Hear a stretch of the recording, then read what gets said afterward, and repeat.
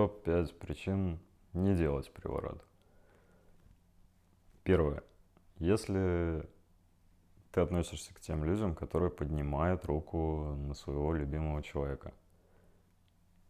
То есть по какой-то причине, в основном этим страдают мужчины, 90% мужчин, на 10% женщин. Это те, кто считает, что это нормально.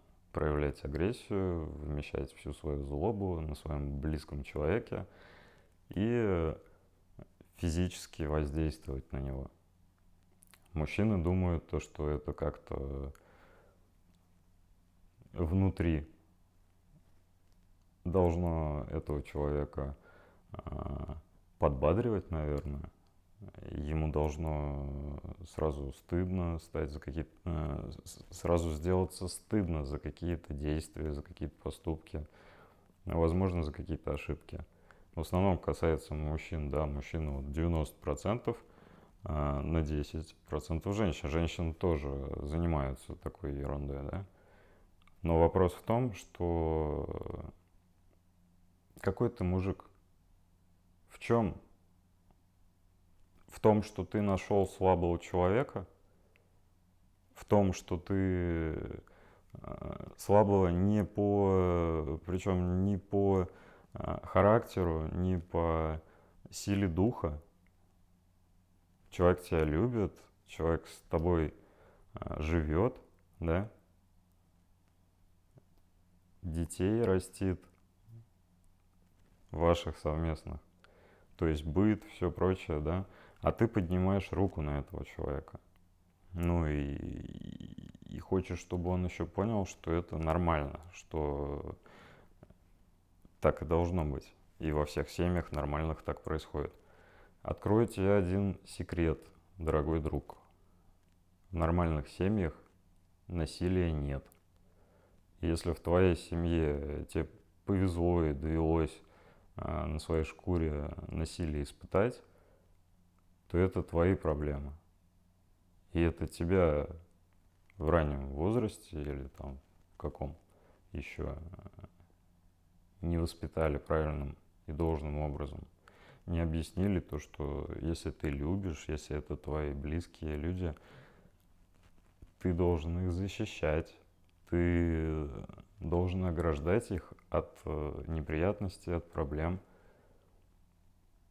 а не создавать вот эту иллюзию «бьет, значит, любит». Хуйня это кто придумал, и хуйня это кто говорит постоянно, пытаясь оправдать действия, похожие на эти. Касается и тех 10% женщин, которые тоже так считают. Если ты говоришь, что ты любишь этого человека, то какого хера ты вообще руку свою поднимаешь? Если ты не можешь найти другой способ выместить злобу и агрессию, пойди в зал позанимайся, я не знаю, ну, картошку покопай. Найди себе применение. Физическая сила, она неприменима к близким. В этом нет никакой любви. Если ты привык избивать свою женщину, и ты хочешь вернуть путем выполнения приворота, причем на всю жизнь, ее к себе, то тогда я тебя огорчу, в 95% случаев в такой работе будет отказано. И отказано будет по той причине, что лишь 5% те люди, до которых можно это донести, и которые реально начинают понимать и осознавать свои ошибки. Которые понимают, что так вести себя нельзя, мучить человека нельзя. Если ты делаешь приворот, он будет всегда с тобой, он будет всегда рядом. Он вернется, да, но он будет страдать. И это женщина или мужчина, они будут страдать от того, что ты снова продолжаешь это насилие. И какой ты мужик, если ты так свою жизнь решил построить личную.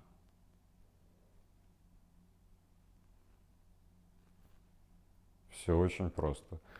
Это первое. Второе, как я уже сказал, Это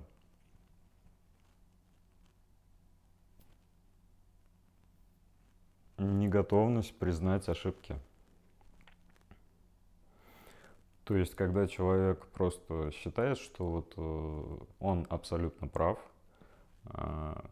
его партнер в отношениях был всегда неправ, такое бывает крайне редко. В основном всегда в какой-то доле виноваты оба. Кто-то больше, кто-то меньше, это уже другой вопрос. Но свои ошибки, особенно когда это касается таких ошибок, которые стоило бы признать в свое время, и тогда бы у вас не было разрыва в отношениях, эти ошибки необходимо признать. Характер приворот не поменяет. Человек, которого вы привораживаете, будет с вами, он вернется. Но характер останется тот же. А ошибки, которые вы совершили тогда, никаким образом не осмыслили того, что сделали, и продолжаете их совершать, они жизнь вашу лучше не сделают. Поэтому признание своих ошибок, оно необходимо. Если ты считаешь, что ты абсолютно прав, все, что ты делал, и тебя потом бросили, оставили, да, и человек не хочет видеть, слышать тебя и строить с тобой дальнейшую жизнь, если ты считаешь, что приворотом ты решишь свою проблему, это не так. Умей признавать свои ошибки. Третье. Ты не уверен в том, что с этим человеком ты готов прожить всю оставшуюся жизнь. Приворот делается в 95% случаев на всю жизнь. Лишь 5% каким-то образом могут делать легкие обряды. И это в основном это даже не приворот, это сексуальная привязка или какое-то влечение, да. И здесь есть ситуации, когда человек не хочет забирать другого, ну, своего партнера, да, из семьи, в которой он находится, хочет, чтобы тот был либо спонсором, либо просто любовником, любовницей, да, либо это какие-то ЛГБТ отношения. Если мы берем такую ситуацию, то тогда есть вариант сделать временную работу. Но 95% случаев приворот делается на всю жизнь. Снять его нельзя. И ты принимаешь решение, которое задает вектор всей твоей оставшейся жизни, что ты должен вот с этим человеком, а ты должен, и надо это понимать, что после того, как ты заказываешь приворот, ты должен нести ответственность за этого человека. И если ты этого человека оставишь или будешь над ним измываться потом, то тогда, ну, счастья не будет. Ни у тебя, ни у него. Он будет страдать, и тебе это страдание тоже аукнется. Здесь не вопрос обратки, а здесь вопрос жизни. Счастья ты от этого не получишь. Четвертый вариант. Четвертый вариант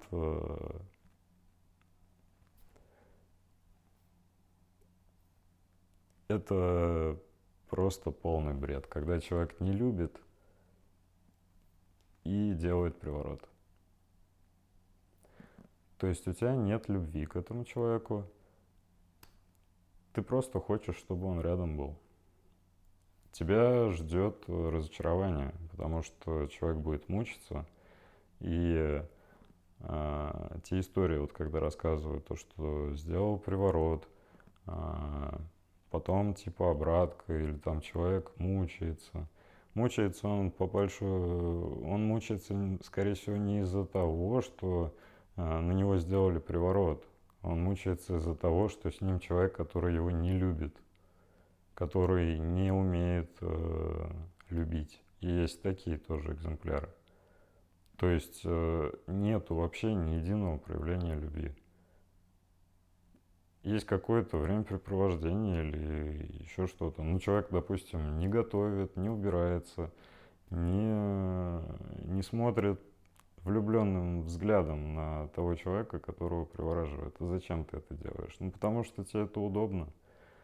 Но счастливым ты не будешь, человек будет страдать, который будет рядом с тобой.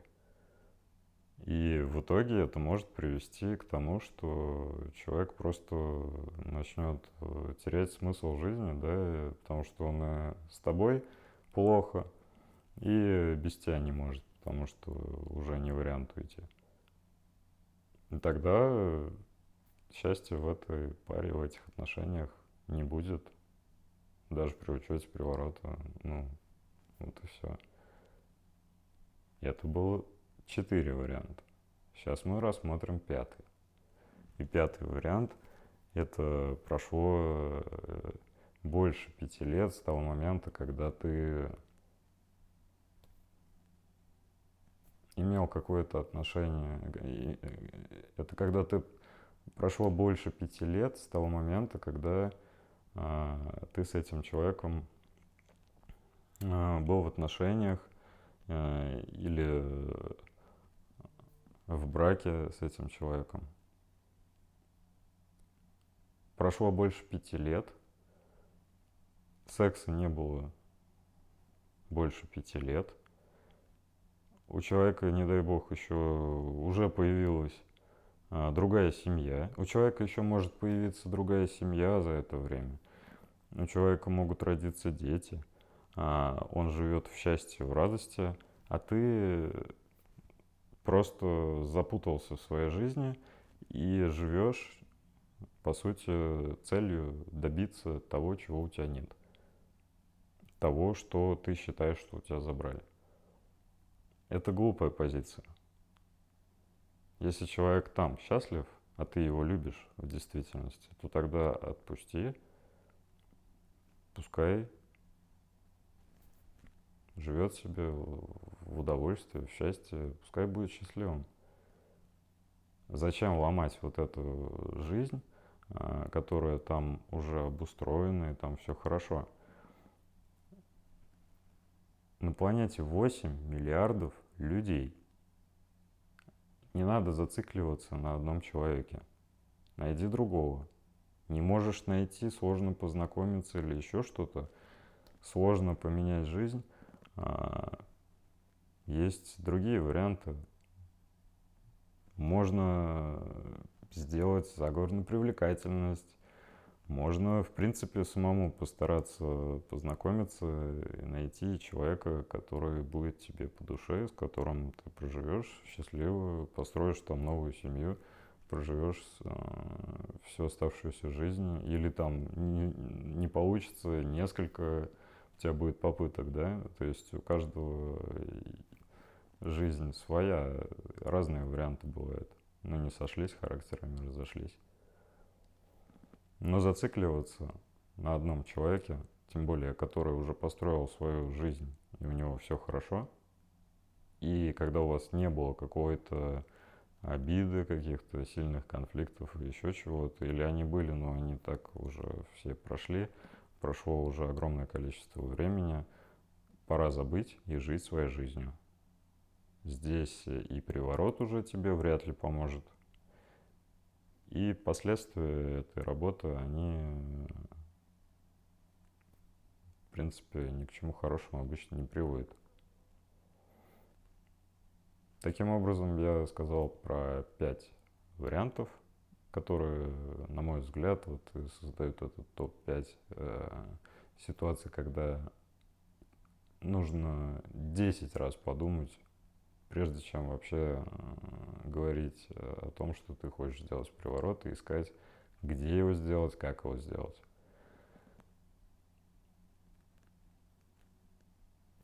Шестым бонусным могу только сказать то, что человек, которому исполнилось 18 лет, и уж тем более младше, не может дать себе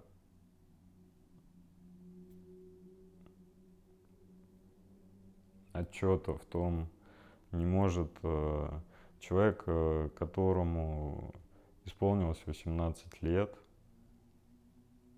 который молодой, который импульсивный, который хочет вернуть то, что у него забрали, или то, что человек ушел, оставил его, как-то не понял, недопонял, или не рассмотрел в нем те качества, которые он хотел ему показать. В этой ситуации категорически не стоит делать приворот. В 18 лет ты просто не понимаешь, что будет дальше. Через месяц ты передумаешь. Через полгода ты найдешь свою любовь. Через 5 лет ты поймешь, что это была не любовь.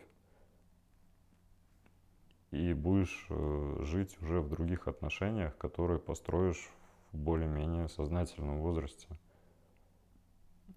На всю жизнь делать приворот в 18 лет – это полный бред.